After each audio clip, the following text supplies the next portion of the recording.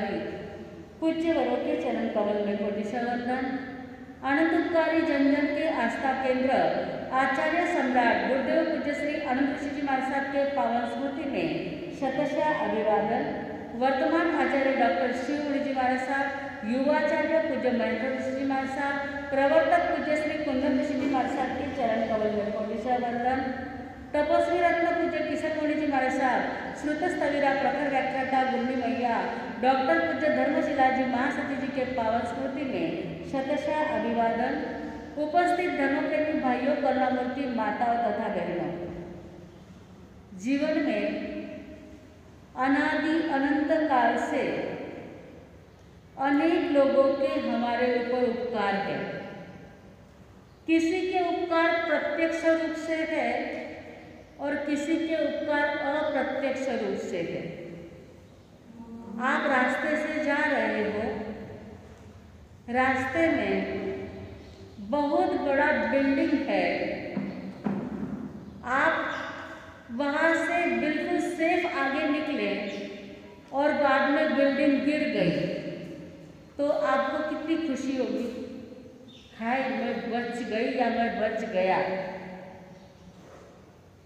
Truck निकली रास्ते से और ट्रक एक्सीडेंट से आप बच गए, उस समय भी कितनी खुशी हो जाती है कि ट्रक के एक्सीडेंट में मैं मरी नहीं, पूर्व में भी बच जाते हैं। अनेक बार अनेक प्रसंग ऐसे आते हैं, ट्रेन, बस, प्लेन, जिस प्लेन में आपको जाना है वह बच जाता है और उसके पहले का जो प्लेन है वह क्रश हो जाता है। उस समय आप भगवान से दुआ मांगते हैं, हे भगवान हम लोग हेम पहुंच गए, हमारे प्लेन को क्रश नहीं हुआ, हमारा प्लेन गिरा नहीं, हम सारे एक्सीडेंट से बच गए। ये सारे अप्रत्यक्ष उपकारी हैं, जिनके उपकार अप्रत्यक्ष रूप से मानना ही चाहिए कि वह ट्रेन की दुआ है कि हम उस ट्रेन में गए और बिल्कुल बच गए, हमारा एक्सीडेंट नहीं हुआ, ट्रक एक्सीडेंट नहीं हुआ, गाड़ी का एक्सीडेंट नहीं हुआ, प्लेन का एक्सीडेंट नहीं हुआ। ये सबके अप्रत्यक्ष उपकार मानने चाहिए। और दूसरे प्रत्यक्ष उपकार होते हैं हमारे माता पिता के। प्रत्यक्ष उपकार माता पिता के होते हैं जो गर्भ से लगाकर जब तक पूरी समझदारी न आए तब तक माता पिता हमें बड़ा करते गए, संभालते गए, सब प्रकार से योग्य बनाते हैं। सामान्य एक चॉकलेट देने वाले को भी व्यक्ति थैंक यू कहता है, एक चॉकलेट देने वाले को भी व्यक्ति थैंक यू कहता है। तब जिस माता पिता ने जन्म देकर के इतना बड़ा किया, इतना होशियार बनाया, ऐसे माता पिता के उपकार मात्र थैंक यू से पूरे हो सकते हैं क्या? और वो भी आज दिन तक माँ बाप को हाथ जोड़ करके ऐसा कभी किया है कि आपने हमें ये दुनिया बताई, आपको बहुत बहुत धन्यवाद, आपको थैंक यू। आज दिन तक किसने माँ बाप को हाथ जोड़ के अपनी कृतज्ञता व्यक्त की है, बताइए? वो तो प्रत्यक्ष उपकारी है। जब इस दुनिया में आए क्या समझता था, बताइए?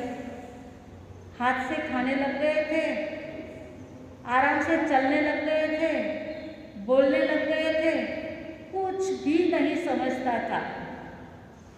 मुंह में दिया हुआ कोर निकलना भी नहीं जानते थे। वह कोर भी माता पिता के कपड़े के ऊपर निगल दिया होगा, उगल दिया होगा।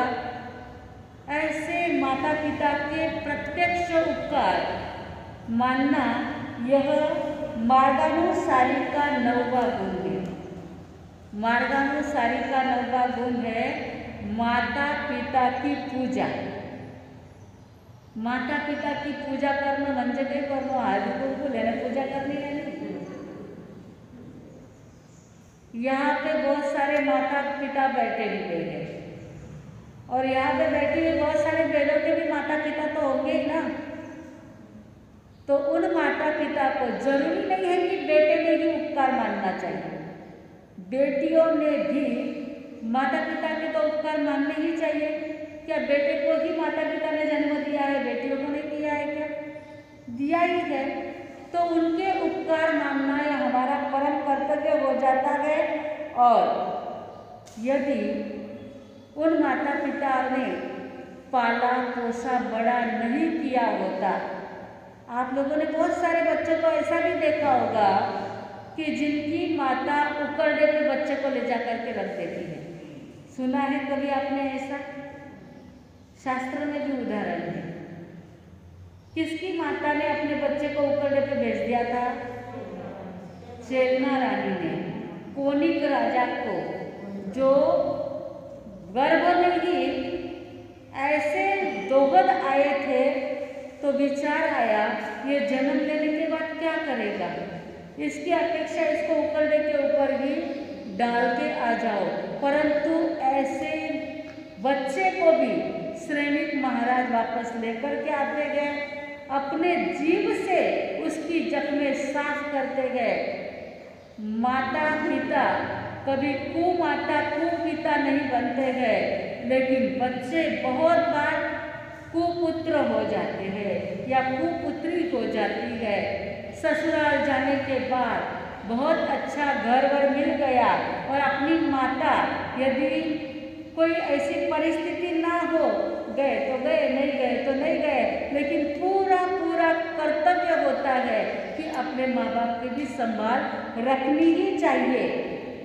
तो इस प्रकार से जो प्रत्यक्ष उपकारी है, उनके उपकार को यदि हमने न माना तो दुनिया में इससे ज़्यादा कृतघ्न और दूसरा कोई नहीं हो सकता है। एक बार पृथ्वी को लोगों ने कहा, तेरे ऊपर इतने बड़े बड़े पर्वत है, इतने बड़े बड़े सागर तेरे ऊपर बह रहे हैं, तो इन सभी का तुझे भार नहीं लगता है? तब पृथ्वी कहती है, नमे भारा पर्वताः, नमे भारा पर्वताः, मुझे पर्वत का कोई भार नहीं लगता है। नमे भारा सुसागरा, सागर का भी मुझे कोई भार नहीं लगता है। कृतघ्नास्तु महाभारा, इस दुनिया में जितने कृतघ्न लोग हैं ना, उसका मुझे बहुत भार लगता है। भारा विश्वासघातका, और मुझे जो विश्वासघाती लोग हैं उन लोगों का बहुत ज़्यादा भार लगता है। समझ गए आप? जो कृतघ्न है, जो अपने उपकारी के उपकार को नहीं मानता है, जो विश्वासघात कर देता है, वे इस धरती के ऊपर भार रूप है। पृथ्वी को उन लोगों का भार है। और इसी कारण से आज दुनिया में जो भी होनाहार चल रही है, जो भूकंप आ रहे हैं, सुनामी आ रही है, इन सब का एकमात्र कारण है संतान बराबर से माँ बाप का ध्यान नहीं रखते हैं, उपकारी का बदला अपकार से चुकाते हैं। उपकारी का बदला उपकार से ही चुकाना चाहिए। माता पिता इतना ही नहीं, सास ससुर का भी तो ऋण रहता है कि नहीं रहता है? यदि सास ससुर नहीं रहते तो आपको पति कहाँ से मिलता? सास ससुर नहीं रहते तो आपको पति कहाँ से मिलता? इसलिए जितना प्यार माँ बाप से होता है, उससे ज़्यादा प्यार सास ससुर का होना चाहिए। क्योंकि घर में एक अनजान व्यक्ति आ जाती है, उसको सेट करना, उसको प्यार देना, दुलार देना। आप कहोगे कुछ नहीं दिया हमको उन्होंने, हमारे ऊपर डांट ही बरसाई है। कुछ न कुछ तो उपकार आपके पति को बड़ा किया कि नहीं किया? आपके पति को उन्होंने खिलाया, पिलाया, सिखाया, पढ़ाया, लिखाया, पिता ने दुकान में लगाया। ऐसे माता पिता के समान सास ससुर के भी उपकार मानना ही चाहिए। बहुत बार पति देव की अड़किते के बीच में सुपारी हो जाती है, होती है कि नहीं होती है बताइए? पत्नी का माने तो माता नाराज हो जाती है और माता का माने तो पत्नी नाराज हो जाती है। इसमें बेचारा पतिदेव पिसा जाता है और फिर कहते हैं पुरुषों को बहुत जल्दी फटाफट हार्ट फेल हो जाते हैं। नहीं होगा तो क्या होगा? आप सपोर्ट करो उनको कि पहले माँ और बाद में पत्नी। जन्म के साथ में जन्म देने वाली माँ है, पत्नी तो बाद में आई हुई है। इसलिए कभी भी कृतज्ञ नहीं बनना। इस धरती के ऊपर दूसरा किसी का भार नहीं है, ऐसे कृतज्ञ लोगों का भार है।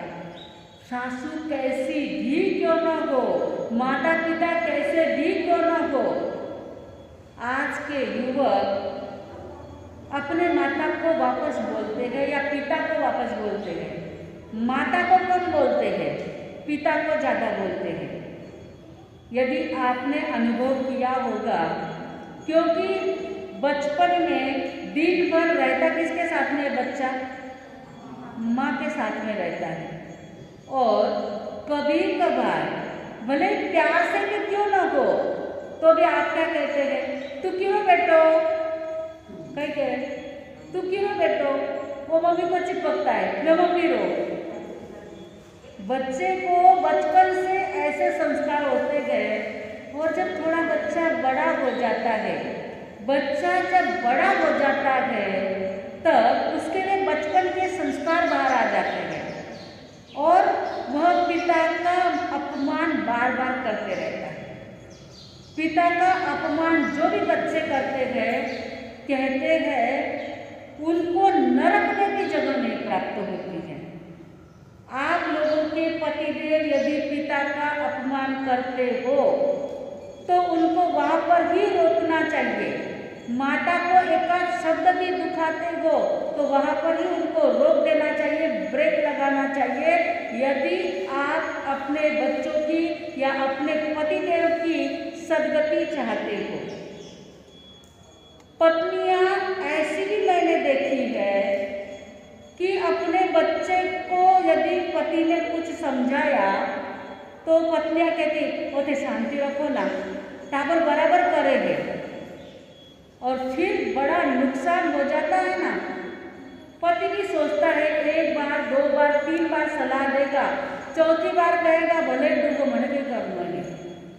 लेकिन माता का एक कर्तव्य होता है कि अपने पतिदेव को बच्चे एक भी शब्द ना बोले, एक भी शब्द बोला हो तो तुरंत कहना अपने पिता की माफी मांगे।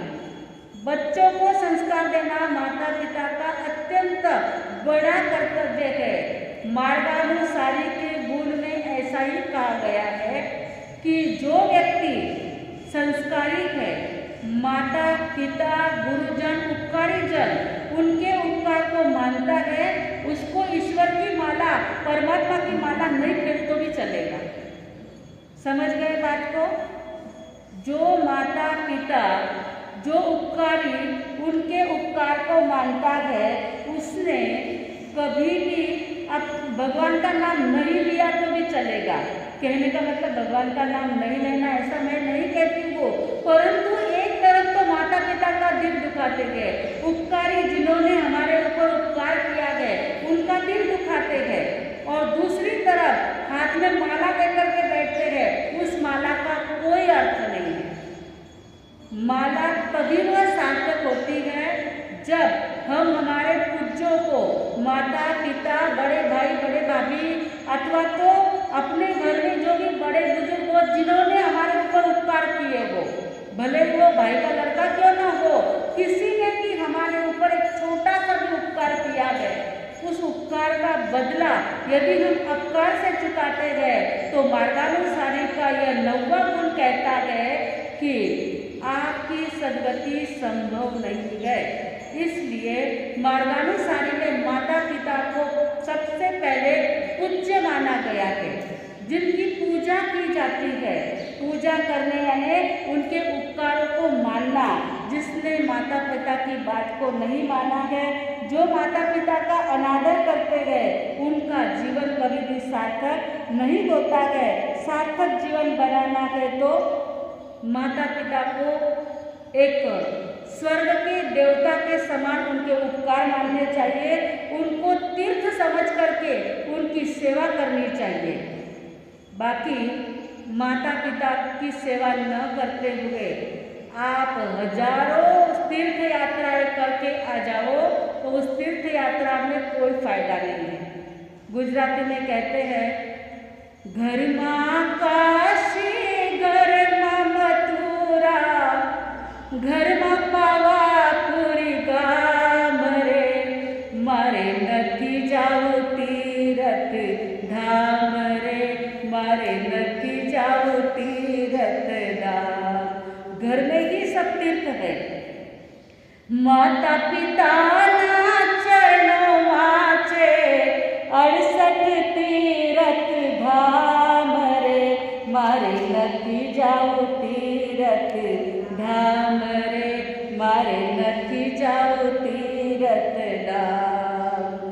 पेला माता पछी पिता पछी लेवु प्रभु जीनु नाम रे, मारे नथी जाऊ तीरथ धाम रे, मारे नथी जाऊ तीरथ धाम। पहला माता, बाद में पिता और फिर भगवान का नाम। एक बार गौतम स्वामी ने भगवान महावीर स्वामी को पूछा कि भगवान, आपके नाम की माला फेरने वाला श्रेष्ठ है या सेवा करने वाला श्रेष्ठ है? तब भगवान ने कहा, जे गिलानम पड़ी सेविये से धन्य, जो दुखी रोगी पीड़ित की सेवा करता है वह धन्य है, मेरी माला फेरने वाला धन्य नहीं है। तब गौतम स्वामी ने कहा, भगवान ऐसे कैसे कहते हो आप? आपकी माला फेरने वाला तो श्रेष्ठ होना चाहिए। तब भगवान ने कहा, मेरे नाम का स्मरण करने वाला श्रेष्ठ नहीं है, मेरे काम को करने वाला श्रेष्ठ है। भगवान महावीर स्वामी ने अपने माता पिता को दुखी ना हो इसके लिए दीक्षा तक उनके सामने नहीं दी। उनको ज्ञान था कि मुझे मेरी उम्र कितनी है और माता पिता जब तक हयात है तब तक मैं दीक्षा लूँगा तो कितना आघात लगेगा। इसलिए उन्होंने माता पिता को राजी रखने के लिए इतना बड़ा विचार जो दीक्षा का था वो भी उन्होंने पोस्टपोन किया कि भाई माता पिता के स्वर्गवास होने के बाद में ही मैं दीक्षा लूँगा। आज लोग हमको भी कहते थे ऐसे ही, भगवान से आप क्या बढ़कर है क्या? लेकिन भगवान को ज्ञान था, वो जानते थे अपनी उम्र कितनी है। बाकी आज के वैरागी कोई जानते नहीं अपनी उम्र कितनी है, इसलिए वो तो जब चाहे तब ले सकते हैं दीक्षा। तो कहने का मतलब इतना ही है कि माता पिता के एक एक उपकारों को याद करो और फिर देखो कि हम माता पिता का कितना आदर करते हैं। माता से जो प्यार करते हैं वे दुनिया में सबसे श्रेष्ठ होते हैं। माता को जो प्यार करे वो लोग निराले होते हैं। जिसे माँ का आशीर्वाद मिले वो किस्मत वाले होते हैं। चाहे लाख करो तुम पूजा और तीरथ करो हजार, मगर माँ बाप को ठुकराया तो सब कुछ है बेकार रे भाई, सब कुछ है बेकार। जो माँ की ना सुनेगा तेरी कौन सुनेगा, जो माँ की ना सुनेगा तेरी कौन सुनेगा। माँ बाप को ठुकराएगा, दर दर ठोकर खाएगा, माँ की ना सुनेगा। जिस माता ने जन्म दिया है उस माता को भूल गया। जिस माता ने बड़ा किया है उस माता से रूठ गया। तकलीफ कितनी उसने सही थी, 9 महीने गर्भ में लेकर गिरी थी। फिर भी उसको भूल गया तो अपनी माँ से रूठ गया तो। याद करो उस बचपन को, उसने ही तुझको पाला था। जो माँ की ना सुनेगा तेरी कौन सुनेगा। जो माँ की नहीं सुनता है उसका दुनिया में कोई नहीं सुनता है। भले ही दबाव से पैसे से कोई सुन भी लेगा, परंतु जो माँ बाप की सेवा करता है उसका सम्मान, उसका आदर, उसका मान बहुत ज़्यादा रहता है।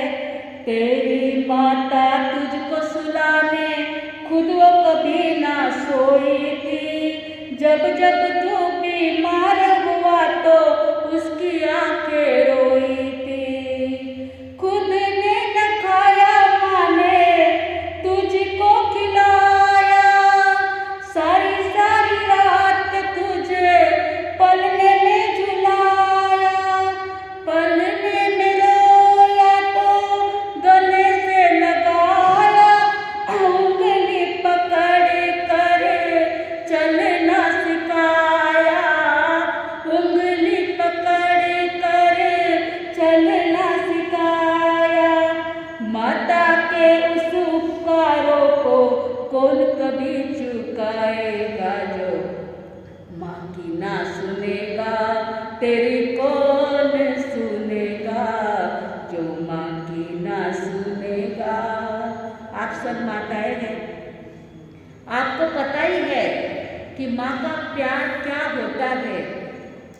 आज भी जो पोता पोती होते हैं आपको, तो रात रात भर बहने जागती है। फिर वो दादी हो दादा हो, लेकिन जब वो बड़े हो जाते हैं, बड़े होने के बाद उन उपकारों को याद रखते हैं क्या? आज एक बेटा, एक पिता 7 बेटों को अपने घर में आराम से बड़ा कर सकता है। 7 बच्चों को बड़ा करके पढ़ा करके बड़ा बना देता है, परंतु एक पिता और एक माता को 7 बच्चे संभाल नहीं पाते हैं। एक एक बेटे का एक एक बंगला बन जाता है, लेकिन माता पिता के लिए जगह नहीं प्राप्त होती है।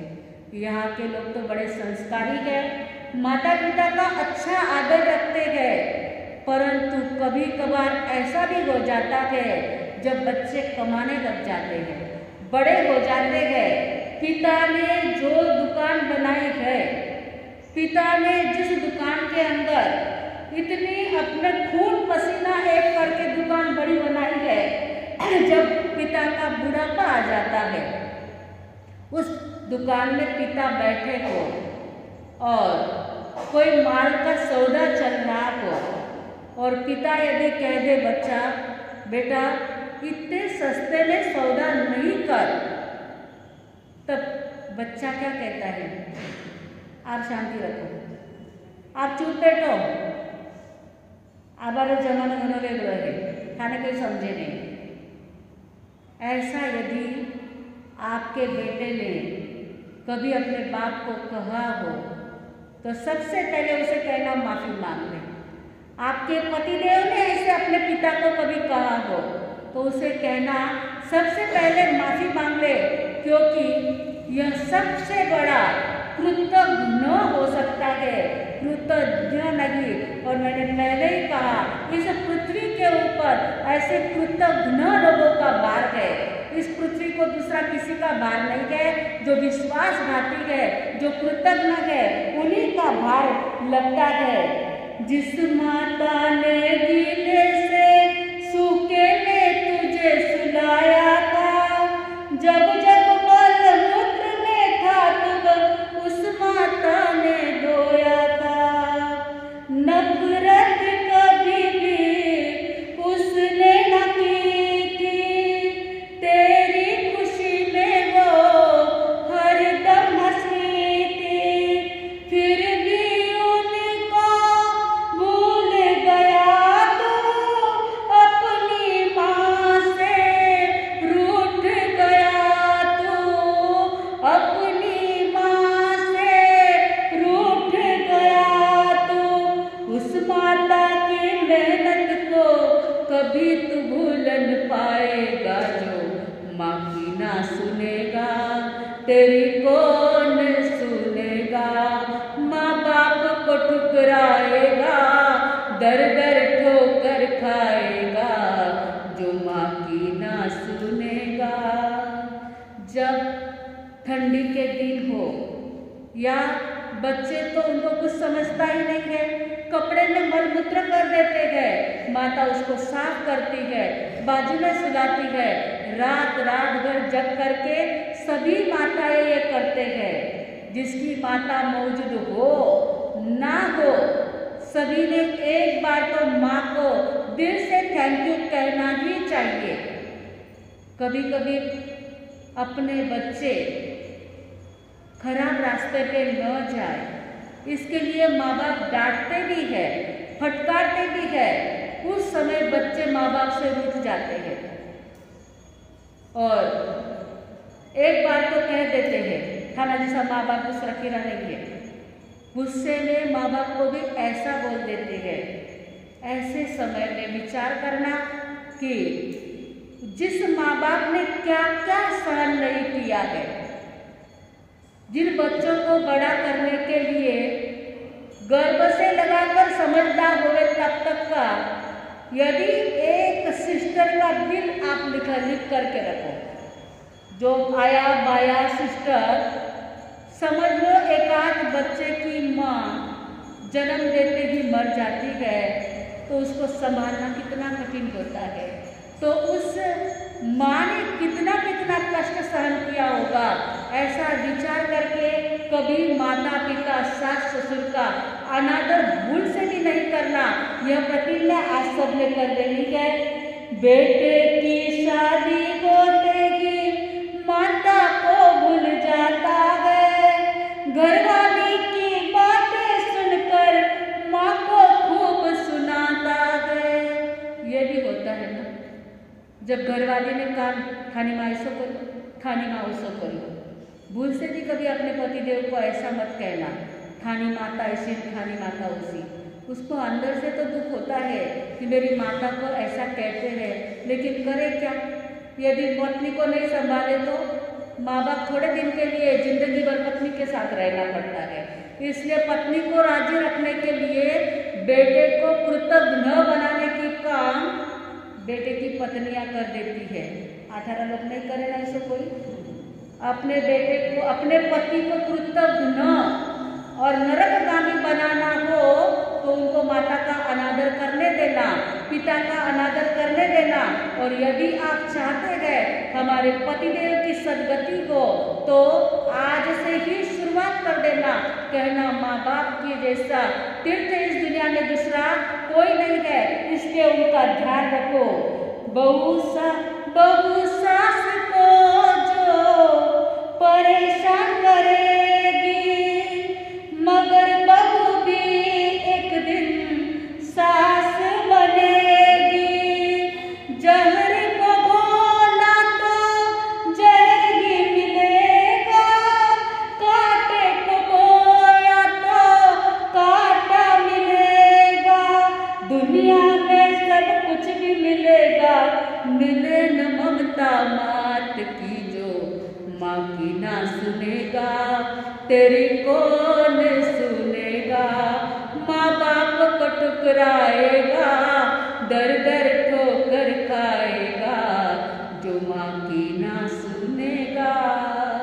इस प्रकार माँ बाप का आदर, माँ बाप का सम्मान सास ससुर और जिसने जिसने हमारे ऊपर उपकार किए गए, फिर वो कोई भी हो, छोटा हो बड़ा हो, गांव का हो, जैन हो अजैन हो, एक छोटे से पेन का भी हमारे ऊपर उपकार है।